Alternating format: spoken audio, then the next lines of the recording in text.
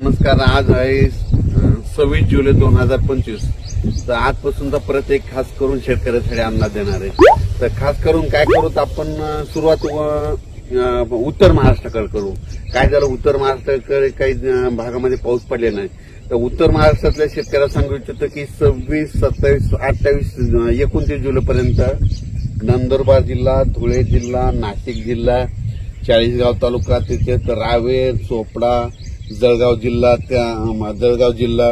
त्याच्यानंतर येवला, नाशिक या भागामध्ये म्हणजे 26, 27, 28, 29 पर्यंत चांगला जोराचा पाऊस पडणार आहे. शेतातून पाणी बाहेर निघणार आहे म्हणून हा अंदाज उत्तर महाराष्ट्रातल्या शेतकऱ्यांना लक्षात येते. त्याच्यानंतर काय झालं की पश्चिम महाराष्ट्रामध्ये सोलापूर जिल्हा, सांगली जिल्हा, अहिल्यानगरचा काही भाग या भागामध्ये पाऊस पडलेला नाही. तर आज 26 तारखेला म्हणजे आज अहिल्यानगर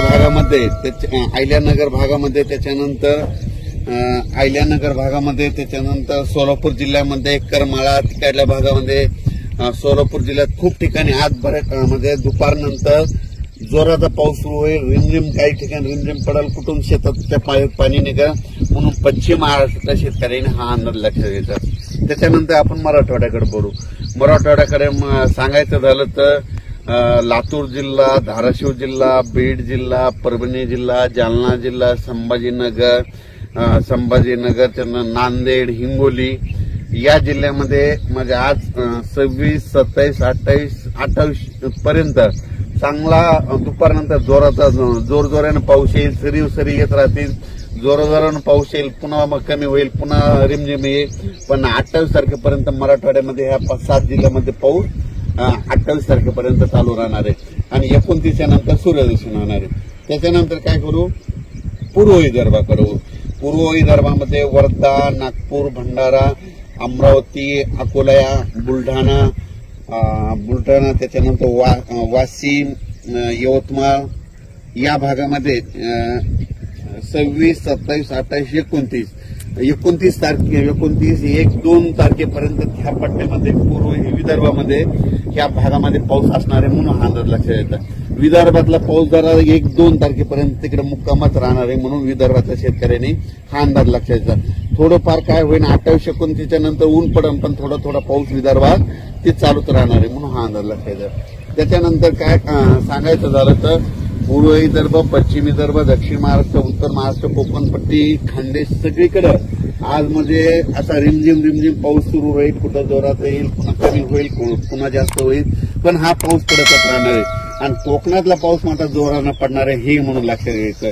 आणि योगायोगानं आज मी जात आहे करमाळ्याकडे जात आहे, म्हणजे झरेला जात आहे. झरेला एक प्रोग्राम आहे, त्या झरेकडे जात असतंय. तर त्या झरे करमाळा तिकडल्या भागामध्ये पाऊस पडलेला नाही. आज तिकडल्या भागामध्ये 3 दिवसामध्ये पंढरपूर तिकडल्या भागामध्ये चांगला पाऊस पडणार आहे म्हणून पंढरपूर कडल्या शेतकऱ्यांसाठी ही आनंदाची बात आहे. काय झालं, अहिल्यानगर भागातले मला शेतकऱ्यांचे फोन आले की आपल्या इकडे पाऊस नाही.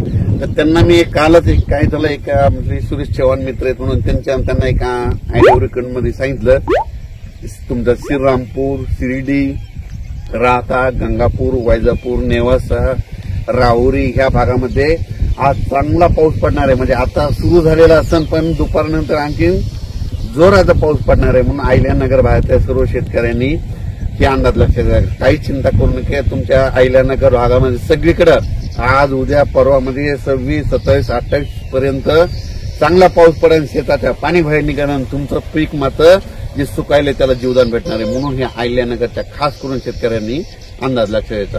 लातूर जिल्ह्यात 3 दिवस झाला पाऊस चालू आहे. धाराशिवला चालू आहे. म्हणजे सांगायचं झालं हा सगळीकडे पाऊस चालू आहे.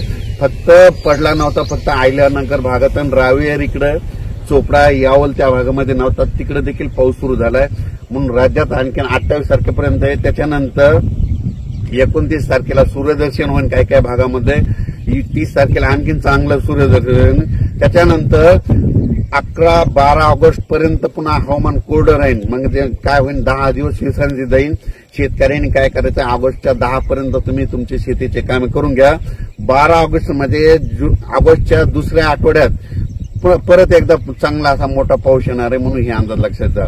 12 ऑगस्टच्या दरम्यान परत एकदा पाऊस येणार आहे म्हणून हे देखील सर्व शेतकऱ्यांनी लक्षात घ्यायचं. म्हणजे ऑगस्टच्या दुसऱ्या आठवड्यात पाऊस येणार आहे. पण काय होणार आहे 29 तारखेपर्यंत 10-12 दिवस शेतकऱ्याला शेतीचे कामे करायला विश्रांती भेटणार आहे म्हणून हा अंदाज लक्षात घ्यायचा. अचानक वातावरणात बदल झाला तर लगेच एक निश्चित दिला जाईल.